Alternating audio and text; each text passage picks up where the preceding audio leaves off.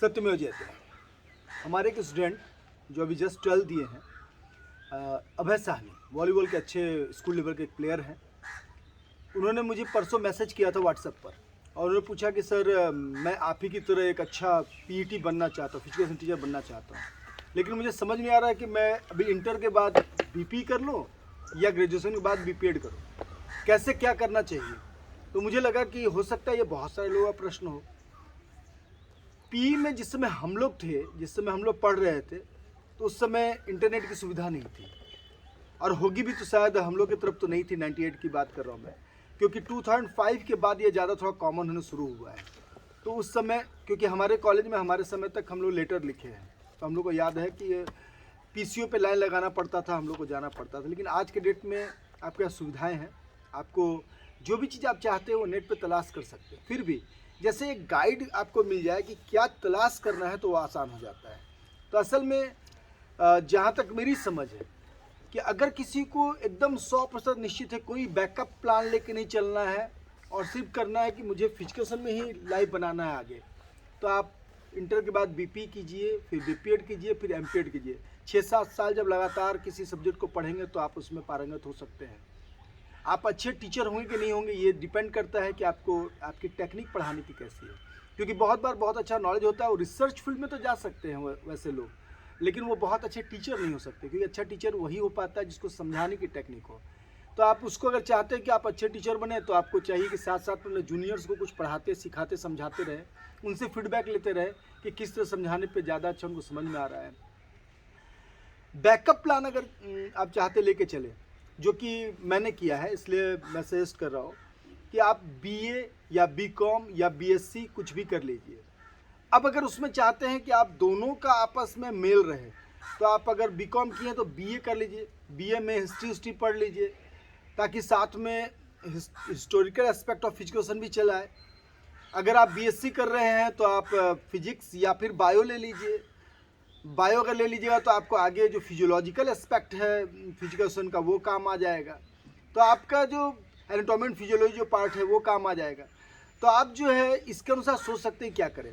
तो अभय जिन्होंने पूछा है उनसे मेरा कहना है कि आप देख लीजिए कि आप क्या कर सकते हैं। अगर आप चाहते हैं कि 3 साल और घर में रह ले, नज़दीक के किसी कॉलेज से ग्रेजुएशन डिग्री ले लें, अगर ऐसा कोई भी करता है, आप में से कोई भी डिसीजन लेते हैं कि चले 3 साल और हम ग्रेजुएशन डिग्री ले लें, तो मेरा उनसे उनको एक सलाह ये है कि साथ में इंग्लिश का कोई कोर्स करते, स्पोकन इंग्लिश का कोई कोर्स करते रहिए।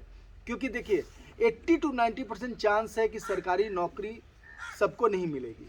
सरकार कोई भी रहे, मजबूरी है, हर किसी के सरकारी नौकरी नहीं उपलब्ध हो सकती है। तो आपके पास ज़्यादातर चांस है प्राइवेट स्कूल्स में जाने का।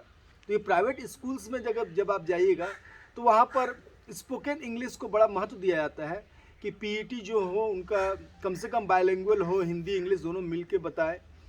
क्योंकि सीबीएसई के जो भी कोर्सेज होंगे, सीबीएसई आईसीएसई के जिन स्कूल्स में जाएंगे आप, तो उसमें अधिकतर इंग्लिश में ही आपको पढ़ाना है।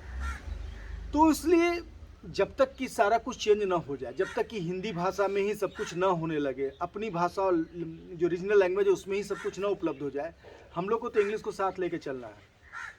तो इसलिए ग्रेजुएशन में आप जो है ग्रेजुएशन करते हुए साथ में एक स्पोकन इंग्लिश कोर्स करते रहें और नॉलेज जो है साथ साथ थोड़ा थोड़ा बढ़ाते रहें। देखिए कभी कभी क्या होता है कि आप जिस चीज़ को पैशन में साइड लेके चलते हैं वही आपका मेन आगे लाइफ में कैरियर बन जाता है। ऐसे बहुत सारे एग्जाम्पल हैं और मैं ज़्यादा एग्जाम्पल यहाँ नहीं दूंगा, लेकिन कुछ कुछ मैं हिंट कर दे रहा हूँ, आप सर्च करेंगे। खुद जो है स्टीव जॉब्स जो है वो कुछ और चाहते थे शुरू में, बाद में जो है उनको इंटरेस्ट हुआ, चेंज हुए। ऐसे कोई कोई लोग हैं जो कि साइड में, जैसे स्पोर्ट्स का एग्जांपल लें तो बैरन पी डी कुबर्टीन शुरू में छोटे जब थे तो उनकी बड़ी इच्छा थी कि हम आर्मी मैन बनेंगे और देश की सेवा करेंगे। उसका जैसे से बड़े हुए हिस्ट्री और पॉलिटिकल साइंस में इंटरेस्ट जगा, उसी दौरान उनको लगा कि पूरी दुनिया में लड़ाई झगड़ा हो रहा है, कैसे खत्म हो सकता है, और वहाँ से फिर वो चेंज हुए और स्पोर्ट्स में इतना ज़्यादा अंदर चले गए कि उनका नाम स्पोर्ट्स के फील्ड में अमर है। जब भी स्पोर्ट्स की बात होगी बैरन पी डी कुबर्टीन को हर कोई याद रखेगा, क्योंकि उन्होंने मॉडर्न ओलंपिक गेम्स बनाया, पूरा जीवन उस पर समर्पित कर दिया, father of modern Olympic games. तो इस तरह से कई एग्जाम्पल हैं, हर क्षेत्र में है, जो कि इसलिए देखिए मेरा कहना ये भी है कि जो काम कीजिए फुल पैशन से कीजिए। जैसे आप स्पोर्ट्स में अभी आप अगर बीपी या बीपीएड करेंगे तो उसमें भी डिफरेंट सब्जेक्ट्स हैं, साइकोलॉजी भी है, साइकोलॉजिकल एस्पेक्ट, सोशोलॉजिकल एस्पेक्ट है, उसके बाद आपका एनाटॉमी एंड फिजियोलॉजी है। जो भी चीज़ आप पढ़ रहे हैं ना उसको पूरा डेप्थ में पढ़ने की कोशिश कीजिए। हो सकता है किसी खास चीज़ में आपका इंटरेस्ट इतना जग जाए कि आप उसी को लेकर आगे बढ़ जाए और वही आपका कैरियर हो जाए। तो कैरियर, कोई भी चीज़ को चुनने से पहले आपको कुछ चीज़ों को बड़े मन से कुछ दिन करना पड़ेगा, तभी आपको अपना स्ट्रांग पॉइंट पता चलेगा कि आपका स्ट्रांग है क्या पॉइंट। और मेरे समझ से बैकअप प्लान लेना कोई बेवकूफ़ी नहीं है, तो हमेशा एक बैकअप प्लान भी लेके चलना चाहिए। तो आप ग्रेजुएशन पहले किसी भी सिंपल सब्जेक्ट में कर सकते हैं और उसके बाद भी आगे बढ़ सकते हैं। आप बीपी भी करते हैं तो डिफरेंट उसके जो डिफरेंट पार्ट्स हैं, डिफरेंट जो समाहित सब्जेक्ट्स हैं अंदर में, जिसको हम इंक्लूसिव एजुकेशन कहते हैं कि फिजिकल में क्या क्या सब्जेक्ट्स और मदद कर रहा है, तो उनको अगर आप बेहतर ढंग से पढ़ते तो हो सकता है उसी में इंटरेस्ट जगे और आप उसमें आगे बढ़ जाए। तो आप इस तरह कर सकते हैं। अभी देखिए, अभी जो मैं पढ़ रहा था IISM है, Indian institute of sports management है। IISM में एवरेज पैकेज है 20 लाख अराउंड एवरेज, क्योंकि किसी किसी का 15 है, किसी किसी का 30-40 लाख तक पैकेज है। तो वहाँ आप जा सकते हैं। इंटर के बाद से भी है कोर्सेज, ग्रेजुएशन के बाद से भी है कोर्सेज। पुणे में इंस्टीट्यूट है, मुंबई में है, साउथ में है, बहुत बड़े बड़े इंस्टीट्यूट हैं। आप थोड़ा सा सर्च कीजिएगा, आपको पता चल जाएगा कि स्पोर्ट्स मैनेजमेंट और स्पोर्ट्स साइंस के दोनों के अच्छे कैरियर हैं। स्पोर्ट्स साइंस, स्पोर्ट्स मैनेजमेंट, इसमें कहाँ जा सकते हैं। लेकिन जो ऑर्थोडॉक्स थिंकिंग में है कि हमको कोच बनना है तो NIS कोर्स करना होगा, और अगर आपको टीचर बनना है जैसे हम लोग हैं तो टीचर बनना है तो आप बीपी, बीपीएड, MPED जो इस तरह के कोर्स हैं, और ये आराम से आपको उपलब्ध हैं। तो मैं आपको सिर्फ हिंट कर रहा हूँ कि ये चीज़ें आप कर सकते हैं, इसमें जा सकते हैं। अभी कुछ बच्चे कह रहे थे कि सर अधिकतर यूनिवर्सिटी में जो बीपी, बीपीएड ये सब करना है उसके लिए तो आपको CUET के तहत होगा।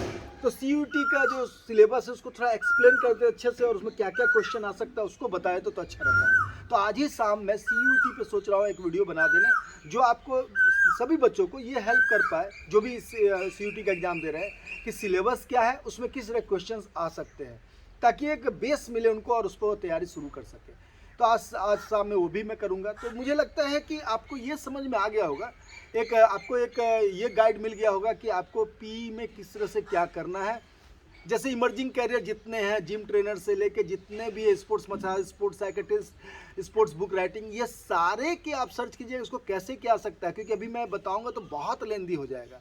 तो इस सारे को अगर आप लेके चलेंगे तो बहुत जो है, इसको आप नेट पे सर्च करते हैं, अपना इंटरेस्ट के अनुसार आप जरूर सर्च कर लीजिएगा। और मुझे लगता है कि आप सब सफल होंगे अगर आप ठीक ढंग से स्ट्रेटजी बनाकर PE में आगे बढ़ेंगे, फिजिकल और स्पोर्ट्स के फील्ड में आगे बढ़ेंगे तो। और आप सबको शुभकामनाएं कि आप सब आगे बढ़ें। सभी को बहुत बहुत धन्यवाद।